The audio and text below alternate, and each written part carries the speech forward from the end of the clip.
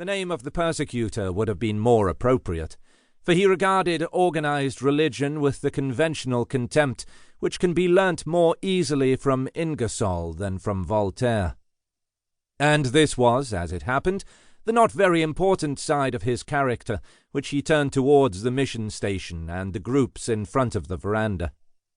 Something in their shameless repose and indifference inflamed his own fury of efficiency.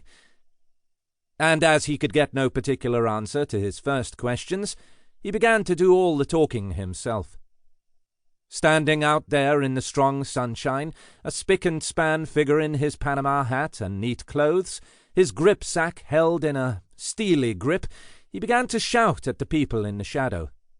He began to explain to them very loudly why they were lazy and filthy, and bestially ignorant and lower than the beasts that perish, in case this problem should have previously exercised their minds. In his opinion, it was the deleterious influence of priests that had made them so miserably poor, and so hopelessly oppressed, that they were able to sit in the shade and smoke and do nothing.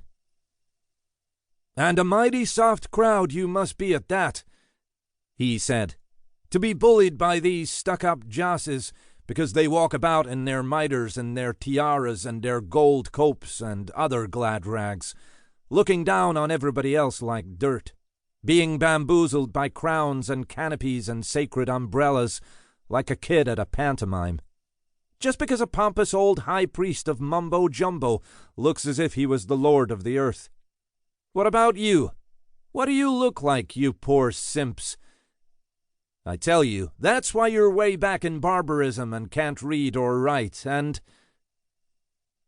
At this point the high priest of mumbo-jumbo came in an undignified hurry out of the door of the mission house, not looking very like a lord of the earth, but rather like a bundle of black second-hand clothes, buttoned round a short bolster in the semblance of a guy.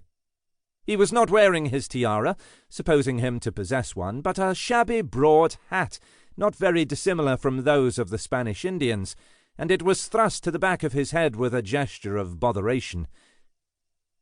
He seemed just about to speak to the motionless natives, when he caught sight of the stranger and said quickly, "Oh, can I be of any assistance? Would you like to come inside?" Mr. Paul Snaith came inside, and it was the beginning of a considerable increase of that journalist's information on many things.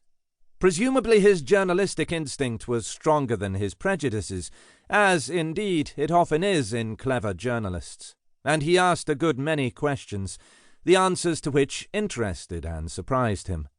He discovered that the Indians could read and write, for the simple reason that the priest had taught them, but that they did not read or write any more than they could help, from a natural preference for more direct communications.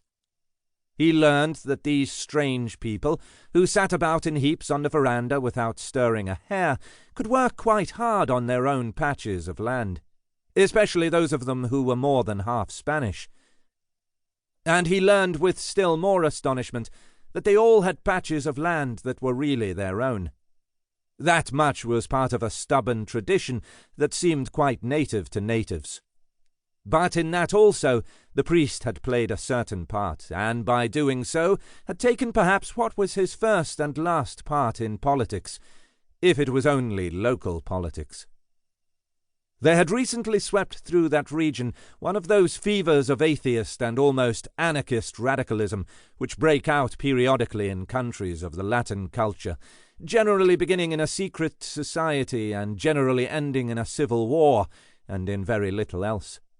The local leader of the iconoclastic party was a certain Alvarez, a rather picturesque adventurer of Portuguese nationality, but, as his enemies said, of partly Negro origin, the head of any number of lodges and temples of initiation of the sort that in such places clothe even atheism with something mystical. The leader on the more conservative side was a much more commonplace person, a very wealthy man named Mendoza, the owner of many factories, and quite respectable, but not very exciting. It was the general opinion that the cause of law and order would have been entirely lost if it had not adopted a more popular policy of its own.